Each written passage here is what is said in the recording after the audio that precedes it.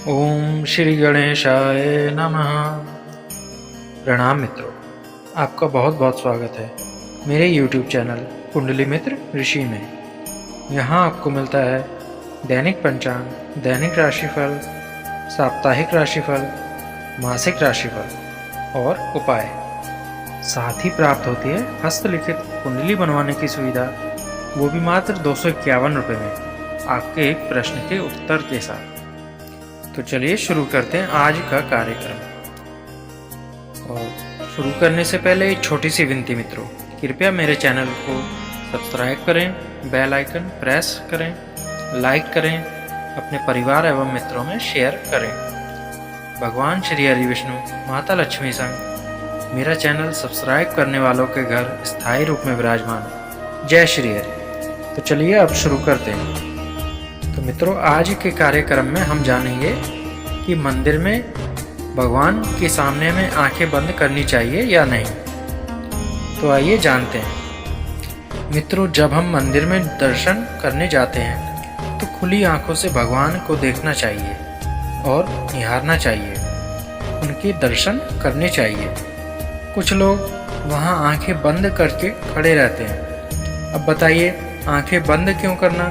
हम तो मंदिर में दर्शन करने ही आए हैं ना। कई बार हम दूर के मंदिर या धाम में भगवान के दर्शनाभिलाषी होकर बड़ी कठिनाइयों को पार करके जाते हैं और भगवान के सामने पहुंचते ही अपनी आंखें बंद कर लेते हैं। अब खुद सोचिए, वहां जाने का क्या फायदा हुआ। इसलिए मित्रों, पास या दूर किसी भी मंदिर में जाएं, वहां विराजमान भगवान के स्वरूप का, उनके श्री चरणों का, उनके मुखारविंद का, उनके श्रृंगार का संपूर्ण आनंद लें। सबसे ज़्यादा भगवान के उस हाथ को निहारें जो आशीर्वाद मुद्रा में हो, और उनके आशीर्वाद वाले हाथ को देखते हुए प्रसन्न मन से ये सोचें कि आप जो उनसे कहने आए हैं वो आप उनसे मन ही मन कह रहे हैं और ईश्वर आपको आशीर्वाद दे रहे हैं कि आपकी सारी मनोकामना पूर्ण हुई। तो चलिए जानते हैं मंदिर में कहाँ आंखें बंद करके ध्यान लगाना चाहिए। तो मित्रों, दर्शनों के बाद आंखों में ईश्वर के स्वरूप को भर लें। जी हाँ, दर्शन करें और दर्शन के बाद जब बाहर आकर बैठें तब नेत्र बंद करके जो दर्शन किए हैं उस स्वरूप का ध्यान करें। मंदिर में नेत्र बंद नहीं करना। बाहर आने के बाद जब मंदिर के प्रांगण में बैठकर ईश्वर का ध्यान करें तब आंखों को बंद करके ईश्वर की छवि के बारे में विचार करें। अगर ईश्वर का स्वरूप ध्यान में नहीं आए तो दोबारा मंदिर में जाएं और भगवान का फिर से दर्शन करें। और हाँ मित्रों, मंदिर से आने से पहले कुछ समय मंदिर के प्रांगण या वहाँ की सीढ़ियों पर कुछ समय व्यतीत करके जरूर आएं, क्योंकि अक्सर घर के बड़े बुजुर्ग यह सलाह देते हैं कि मंदिर में भगवान के दर्शन करने के बाद कुछ देर बाहर सीढ़ियों पर बैठना चाहिए और तब वापस घर आना चाहिए। इसके पीछे कोई वैज्ञानिक कारण तो नहीं है, लेकिन कुछ धार्मिक मान्यताओं के चलते लोग इस परंपरा का पालन करते हैं। यह प्राचीन परंपरा एक विशेष उद्देश्य के लिए बनाई गई है, ताकि ईश्वर हमारे रोम रोम में और मन में रच बस सकें। और मित्रों, मंदिर के प्रांगण या फिर सीढ़ियों पर बैठकर मन ही मन हमें एक श्लोक भी बोलना चाहिए।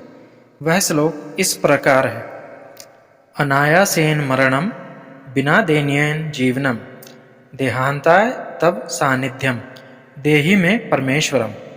तो आइए इस श्लोक का अर्थ जानते हैं।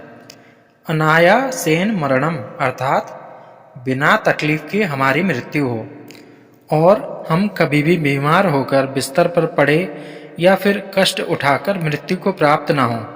ईश्वर हमें चलते फिरते अपनी शरण में बुला लें। बिना दैन्येन जीवनम अर्थात परवशता का जीवन ना हो, यानी हमें किसी के सहारे ना रहना पड़े।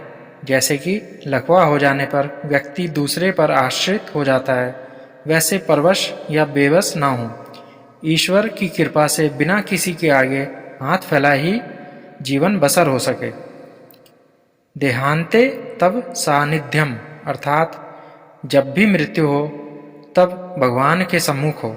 जैसे भीष्म पितामह की मृत्यु के समय स्वयं भगवान श्री कृष्ण जी उनके सम्मुख जाकर खड़े हो गए थे। उनके दर्शन करते हुए भीष्म पितामह के प्राण निकले। देहि में परमेश्वरम, अर्थात हे परमेश्वर, हमें ऐसा वरदान देना कि हमारी आत्मा परमेश्वर को प्राप्त और हमारी देह को मोक्ष मिले।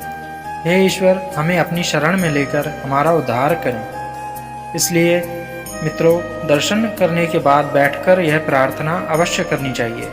इससे हमारे लोक परलोक दोनों सुधर जाते हैं। आशा करता हूँ आप सभी को जानकारी अच्छी लगी होगी। ऐसी ही अच्छी और रोचक जानकारी के लिए मेरे चैनल को सब्सक्राइब करें और बेल आइकन प्रेस करें ताकि हर वीडियो आपको समय से प्राप्त हो। तो मित्रों, आज के लिए इतना ही। आप सभी का बहुत बहुत धन्यवाद। जय श्री हरि। आपका दिन शुभ हो।